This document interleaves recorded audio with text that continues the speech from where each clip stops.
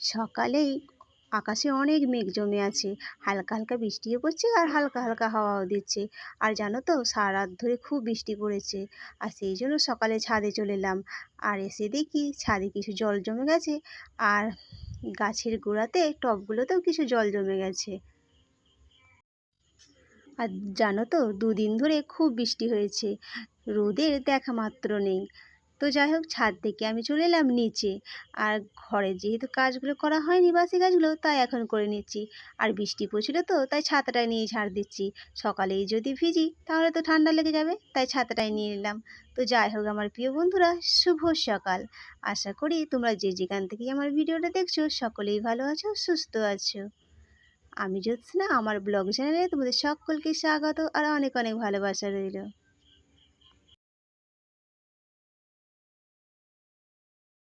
সকালে ঘুম থেকে উঠেই গা ধুয়ে নিয়েছিলাম, স্নানটা করিনি, মানে চুলটা ভেজাইনি। কারণ এই বৃষ্টির দিনে যদি চুল ভেজাই চুল শুকাবে না। আর চুল না শুকালে মাথা ভারী হয়ে থাকবে, ঠান্ডা লেগে যাবে, নানা রকম সমস্যা হয়। তাই গাটাই ধুয়ে নিয়েছিলাম। আর এখন দেখো সমস্ত কাজ করে নিচ্ছি। এদিকে রান্নাঘরটা মুছে নিলাম।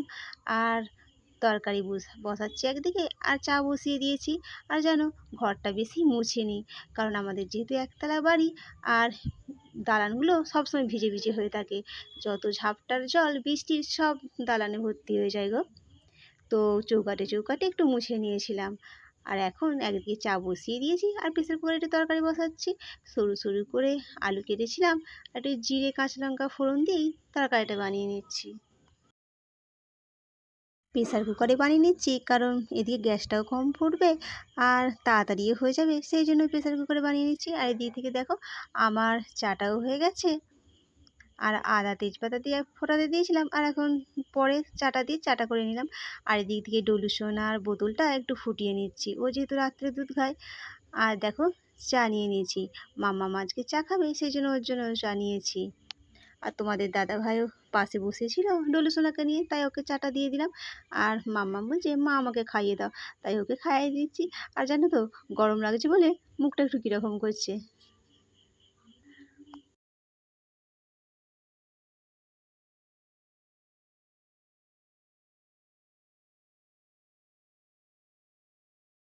যাই হোক আমার প্রিয় বন্ধুরা, তোমাদের কাছে আমার ছোট্ট একটা অনুরোধ রইলো, তোমরা ভিডিওটা সম্পূর্ণ দেখো আর ভালো লাগলে একটা লাইক করে দিও, সাবস্ক্রাইব করে পাশে থেকো। চাটা খাওয়ার পর মুড়িও খেয়ে নিয়েছিলাম। আর এদিক থেকে ছোটদা গিয়েছিল বাজারে, আর মাংস নিয়ে এসেছে।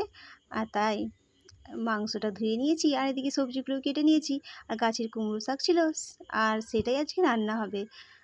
আর ফ্রিজে কিছু মাছ ছিল, মানে 2 পিস মাছ ছিল, ভাবলাম ভেজে নিই। তো ওটাও আজকে ভেজে নেব, তাই বের করে নিয়েছি। আর দেখো শাক বানাবো সেই জন্য একটু ডালের বড়ি ভেজে নিচ্ছি। মাম্মা আজকে বলল ঘরেতে খাবে না, কারণ পাশের বাড়ি একজন নিমন্ত্রণ করে গেছে, জন্মদিন বাড়ি। ওদের বাড়িতে একটা বাচ্চা আছে, তার আজকে জন্মদিন হবে, সেই জন্য। আর মাম্মামকে আর ওর ঠাম্মাকে দুজনকে নিমন্ত্রণ করে গেছে। আর সেই জন্য ওরা যাবে। আর এই দিক থেকে আমি বললাম যে বৃষ্টি হচ্ছে তোকে যেতে হবে না, কিন্তু বাচ্চা ছেড়ে অন্য কোনো জায়গায় যাওয়ার কথা হলে না বলতে পারে, কিন্তু যদি জন্মদিন বাড়ি হয় ওরা তো আর না বলতে পারে না, ওদেরকে তো যেতেই হবে। আহ, ওরা তো বায়না ধরে। তো কি করব, আমি বললাম থাক যাক। তো আমার এদিকে রান্না হয়ে গেছে, মানে শাকটা হয়ে গেছে আর মাংসটা কষছিলাম। তো মামাম যেহেতু যাবে সেই জন্য ওকে রেডি করতে চলে এসেছিলাম। তো জামা প্যান্ট পরে দিয়েছি আর ওর ঠাম্মার সঙ্গে চলে গেল ছাতা মাথায় দিয়ে। আর এদিক থেকে তোমাদের দাদাভাইকে বললাম তুমি একটু মাংসটা নেড়ে জল দিয়ে দাও, মানে আমি তো করছিলাম। তোকে দিয়ে চলে এলাম ডলু সোনাকে খাওয়াতে, যেহেতু ডলু সোনার খাওয়ার সময় হয়ে গেছে সেই জন্য। আর আজ যেহেতু রবিবার সেই জন্য বাড়িতে চিকেন হচ্ছে। আর মামাম যেন চলে গেল, আমার মনটাও খারাপ লাগছিল। বাড়িতে চিকেন হচ্ছে আর মেয়েটা খেলো না। তো যাই হোক, ও তো চলে গেল নিমন্ত্রণ বাড়ি, আর আমি ডলু সোনাকে খাইয়ে দিচ্ছি। আর ডলু সোনা কত দুষ্টুমি করছে দেখছো। আর ও চেয়ারে বসেছে, আর চেয়ারে বসে বসে খেতে ওর খুব ভালো লাগে। আর এদিক থেকে ডুডু সোনাকে খাইয়ে দিয়ে চলে এলাম আমাদের জন্য খাবার বানাবো। আর আমাদের জন্য খাবার বাড়বো। আর রান্না বান্না সব হয়ে গেছে। আম, আমাদের সকলের জন্য খাবার বাড়বো, তাই নিয়ে বসে গেছি থালাগুলো। আর দেখো সকলের জন্য এই ভাত বেড়ে নিচ্ছি। আর মাম্মাম ওর ঠাম্মা যেহেতু নিমন্ত্রণ বাড়ি গেছে আর খেয়েও দেয়েও চলে এসেছিলো। আর দেখো আমাদেরও খাওয়া হয়ে গেছে আর বাইরে তখনও বৃষ্টি পড়ছে। আর এদিক থেকে ডলু সোনা মামাম যেহেতু আগে খাওয়া দাওয়া করে নিয়েছিল তাই ওদের জন্য বিকেলে একটু জুস বানাচ্ছি। আর আর শশা ছিল, ডলি সোনার বাবা বললো একটু শশা কাটো, তাই শশাটা কেটে নিচ্ছি। আর জানো ও যেহেতু পাশেই দাঁড়িয়েছিল তাই শশাটা ছাড়ালাম, ভেবেছিলাম চাকা চাকা করে কাটবো, যেহেতু ওর সঙ্গে বকছিলাম মানে কথা বলছিলাম তো কথা বলতে বলতে লম্বা লম্বি কেটে ফেললাম। আর ও দেখো একটা নিয়েও নিল, পাশে দাঁড়িয়েছিল। আর পরে আর একটা কাটছি, তো এইটাই এখন চাকা চাকা করে কেটে নিচ্ছি।